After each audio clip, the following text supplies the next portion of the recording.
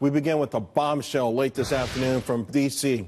Deputy Attorney General Rod Rosenstein slamming a report from the New York Times that said he discussed wearing a wire to record conversations with President Trump and additionally to recruit cabinet members to invoke the 25th Amendment to remove President Trump from office. Rosenstein releasing a statement in part reading, "The New York Times story is inaccurate and factually incorrect. Let me be clear about this. Based on my personal dealings with the president, there's no basis to invoke the 25th Amendment." Now, according to the Times, the allegations are outlined in memos authored by former FBI Deputy Director Andrew McCabe. Here now to discuss this real deep situation, Madison Gesiotto, advisor for the National Diversity Coalition for Trump, Danielle McLaighlin, liberal commentator. Jenna Ellis is back with us, constitutional law attorney, and also Fox News contributor Deroy Murdock. He's also with the National Review. He's a contributing editor there. Deroy, let me start with you. Deep State at it again, huh?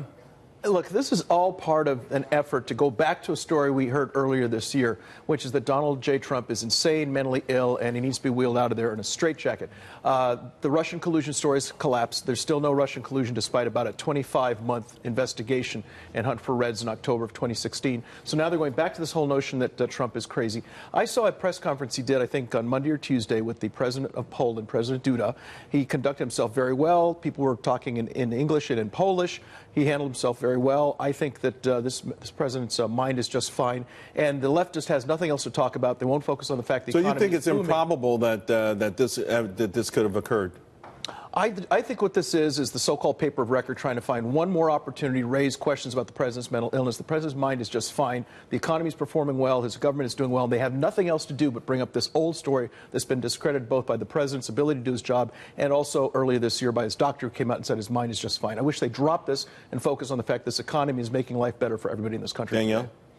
Well, it's interesting, right? I think one of the problems with the sourcing is that the people who are the anonymous sources, of course, are folks who were briefed on the contents of the memoranda and also briefed on what actually happened in the room. And also the New York Times, right? That's questionable as well. No, it's not. No, I'm waiting for the fake news, actually. I'm waiting for the fake news retorts. Let's put this in context. What had just happened was two sort of major things. Number one, President Trump had asked for James Comey's loyalty, which is completely out of bounds, number one. Number two, some Russians had come into the Oval Office without anybody else. There was basically concerns about recording equipment. This was about 2 weeks in. The idea that Rosenstein would somehow corral a cabinet that the president had chosen to somehow get a 25th Amendment steam train on the way, it seems a highly... This doesn't mean that Andrew McCabe couldn't have said that. You know, maybe he made it up. Isn't that entirely possible? That I actually don't believe that he would have memorialized a lie in this memoranda that he knew would eventually probably be turned over to FBI or certainly his... We're talking about Andrew McCabe. McCabe. I don't think he would have made it. Jenna, you're a constitutional attorney. I mean, I'm trying to, I'm finally doing some work and trying to learn this 25th Amendment. Apparently, it came after JFK's death, 1965. Kind of complicated in a way, but ultimately, we keep hearing about it. Why is this being tossed around? Is it really something that can ultimately be used against President Trump? This really isn't a constitutional question. The reason for the 25th Amendment was to make sure that we have established the succession line. If something were to happen to the President of the United States, we have a procedure in place for it. All that the left is trying to do is use this as a tactic to drive further division between President Trump and the Department of Justice. And so the fact that the New York Times is the one that's alleging this is a political question, and this is something that is not at all really serious in terms of the 25th Amendment. If people understand what that is in context, it's for actual disability or death of the president. It's not for people to speculate about his mental health. You know, Madison, of course, some are saying that they wouldn't be surprised if there's some truth to this, that it's another example of the deep states, particularly the intelligence community, bracing for President Trump to come in, and start to sweep things here. Apparently, McCabe, the way the story went, McCabe maybe thought that it would be Sessions and Kelly who would actually invoke this article, the 25th Amendment, and get the ball rolling. You know, I think as far as I'm concerned with what has come out today, Rod Rosenstein must go. He has to be fired. I think he's been there for far too long, should have been fired a while ago. But when we look at his response, I think that's what's most interesting about today. He didn't come out and say, I never said about wearing a wire, I never said about the 25th Amendment. All he said in his response was, there is no basis now to invoke the 25th Amendment. I don't trust him, and I think it's very interesting how he responded to that. And let's keep in mind, this is the first time we're hearing about the 25th Amendment since the anonymous op-ed.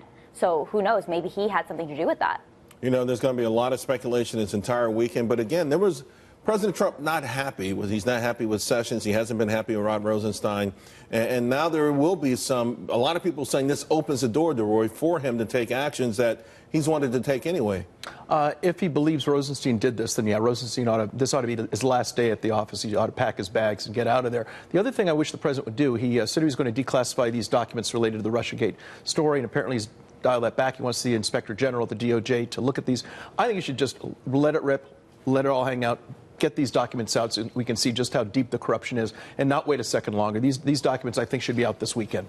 I think that's really a problematic idea because not only are this information that's collected by our own intelligence services, but also foreign intelligence services, allies that have sources and methods that they want protected. So the idea that we should just en masse declassify this kind of information, I think, is extremely problematic and a really bad idea. Yeah, I mean, and there'll be some redaction. I think ultimately something will be released to the general public, and I think it's been politicized enough, Jenner, that we do need to see that. But, you know, circling back to Rosenstein, Jeff Sessions, the relationship that we saw with the intelligence community, people high in the intelligence community who had this vitriolic attitude towards President Trump, candidate Trump, and then President Trump. There's certainly something wrong, and that has to be repaired. I don't think we've repaired that issue yet. Well, I think that the media is advancing this sort of narrative that there is a problem with the anonymous op-ed and now this basically targeted piece against Rosenstein. And regardless of whether or not he saw that, that was 2 weeks allegedly after he started working for the Trump administration. He's gotten to know President Trump a lot better. So if the media would stop attacking So are you suggesting maybe Madison is right, that maybe he could have done this and subsequently he's come to know President Trump, and maybe he was overreacting. Maybe it was this sort of a knee-jerk, deep state, hey, we've got to protect our turf because we're under fire kind of thing. And now he's circled around and maybe he's on board. But is there a possibility that this story could be true? That's certainly possible. And I think with what Rosenstein said and his response to that, it's entirely possible that he did that. But I think what we need to focus on is the fact that this is coming out now today. And this is just, again, a continual attack against President Trump to try to reinvoke the 25th Amendment completely out of context. That's really what the New York Times is trying to do here. Madison? I just think it's unacceptable whether or not he knows President Trump better now. I don't think those comments were okay. I don't think that someone in that position of power should be making those type of comments irresponsibly. People refer to him as erratic, his behavior as erratic. I don't think he should have a job. I think, like I said before, he has to go. This is another example of why he has to go. The corruption, the deep state, it's unacceptable. People in this country are sick of it. They voted for President Trump because they wanted to drain the swamp in Washington, and that's exactly what we need to do. Yeah, well, we're learning that the swamp is pretty resilient, isn't it? And it is. All right, thank you all very much.